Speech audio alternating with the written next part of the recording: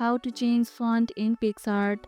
Need to change the vibe of your text? Changing fonts in Picsart is super simple, and let's see how to do it. With your image open and your text added, select the text box to activate the text settings. Look at the top toolbar and click on the font drop-down. You'll see a variety of font styles from modern to cursive. Scroll or search to find the one that fits your design. Click to apply it instantly. You can adjust size, boldness, and letter spacing for extra flair. What's your favorite font style in Picsart? Drop it in the comments below. Use consistent fonts across your project for a clean and cohesive look. And that's how you can change font in Picsart.